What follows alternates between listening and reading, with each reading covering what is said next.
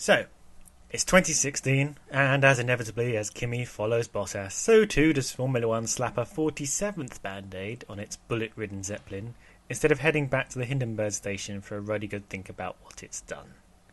Today we're going to be looking at the new tyre rules, so strap on in. The new rules regarding who gets which tyres are, well, some would say unclear, where some people might say they're so mind-bogglingly unclear that it feels like driving at midnight into fog while blindfolded, earplugged and beaten over the head with a bag of potatoes. But that's just some people. Truthfully, if F1 were a board game, it's quickly becoming less of the quick and simple Ludo and more of the overly complex 4-hour strategy games with 10 different types of pieces and inventory cards. But as with any wildly complicated board game, the process can actually be pretty fun. But you need to see it played out first for it all to make sense. Let's begin.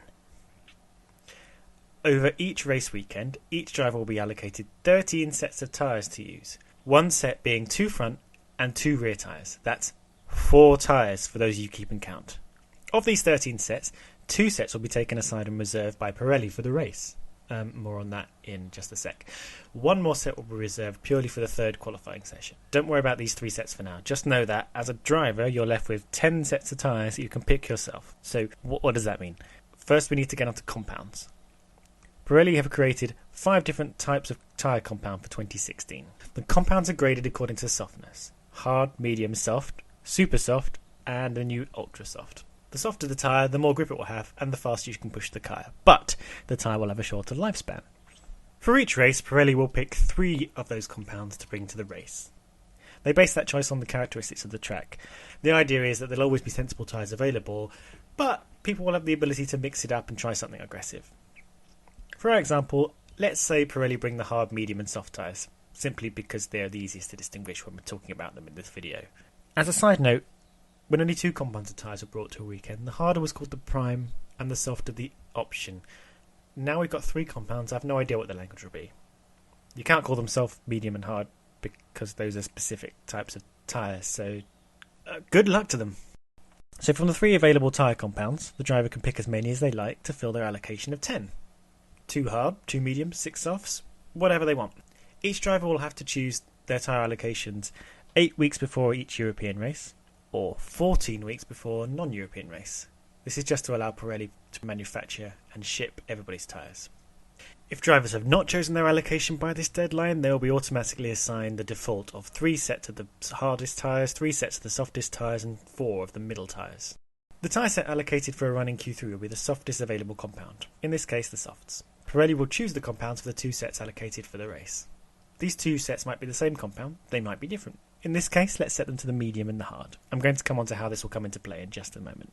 So how will drivers use their 13 sets of tyres?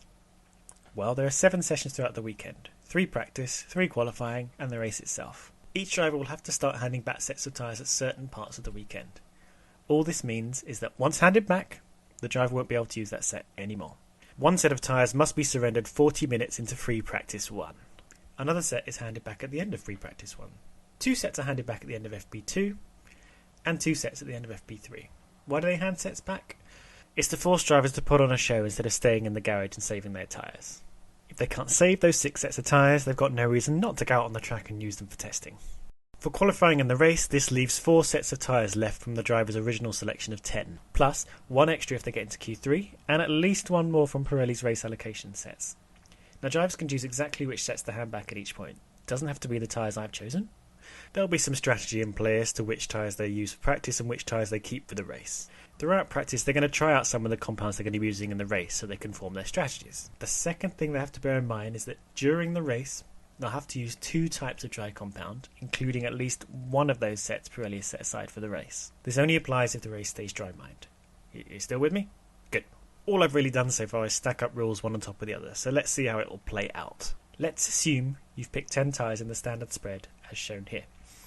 In the scenario, let's also say you're a front-running team like Ferrari, and you're expecting to get into Q3. So we start with free practice 1, remembering we're just doing some testing and setup work, nothing special, so we throw on the hardest compound and we give it back after 40 minutes, remembering that we cannot use this set again once we've handed it back in. You keep with the hardest compound for the rest of FP1, and at the end you hand that set back. Free practice 2, time for some race simulations. You want to know how long the medium and hard compounds will run, so you do some race simulations in those. You hand both of those back at the end of the session. You're going to do some qualifying simulations in free practice 3, so you run the medium and the soft tyres. Again, you hand these back at the end of the session. Those 6 sets of tyres are gone now. Qualifying 1, you try and get through to Q2 on the medium compound. It works. Qualifying 2, now you have to switch to a soft compound to make sure you get through to Q3. You managed to do a great time on your first run, so you don't have to use another set of tyres. Good work, team. Qualifying 3, Pirelli have set you aside a set of tyres just for this session, so you throw those on straight away. One run in Q3 probably isn't going to be enough though, so you slap on the other set of soft tyres to go for a second, faster run. Your first set, the special Q3 only set, is now handed back. As you got into qualifying 3 and are in the top 10 on the grid, you have to start the race on the set of tyres with which you set your fastest time in Q2. I cannot for the life of me understand why this is a rule, but it is. So here we are. You're now ready to plan the race. You've got some more choices. As you're probably aware, the softer the tyre compound you use, the faster you will go, but the fewer laps you'll be able to do before the rubber runs out. Simply put, the softer the rubber, the grippier the tyre at the cost of lifespan. This means you'll need to compromise between the ultimate speed a tyre can give you and how long you can make it last. During the race you'll run several stints, determined overwhelmingly by the tyre life to be honest, so you'll be able to run 3 different compounds.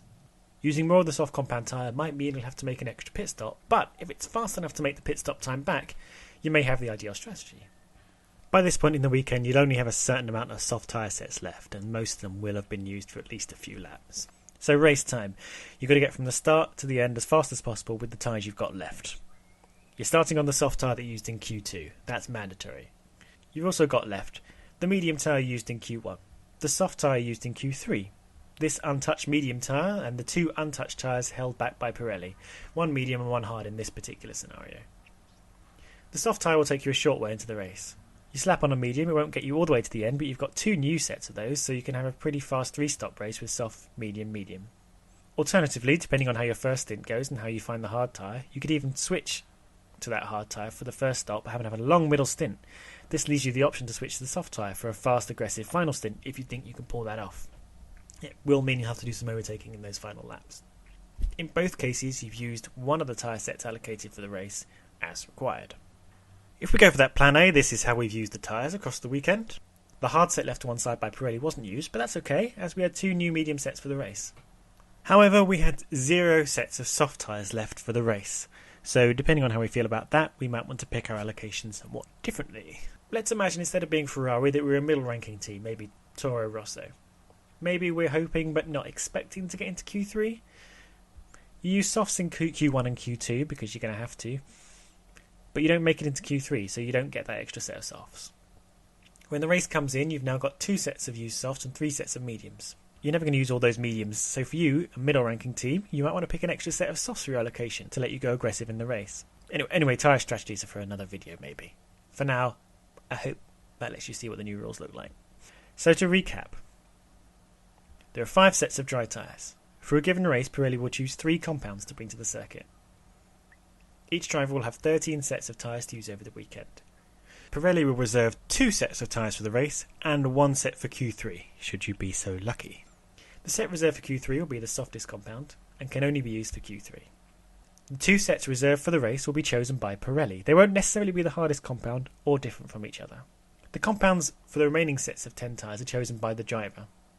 2 sets of tyres must be surrendered after each free practice session. The 4 remaining unreserved tyres are for you to use in qualifying and the race as you wish, with the Q3 tyre reserved for Q3. During the race, if you don't use a wet tyre, you must use at least one of the sets reserved by Pirelli. You can use all 3 compounds if you like, but you must use at least 2 different types. Different drivers, even within the same team, can choose whichever selection of the 3 compounds they choose within their 10 unreserved sets. It'll be interesting to see how strategies vary between drivers. If you don't watch practice, pay attention to the reports on how drivers are finding different compounds and which sets they have left for the race. Hopefully we'll see some drivers throwing the softest compound at the race to get some really aggressive strategies and make up places. So that's it really. I hope that makes some vague sense to you. When the season starts again, I'm sure it'll all click into place pretty quickly, but it's good to get a head start on these things. If you need anything else explained, just let me know and I'll see what I can do about it.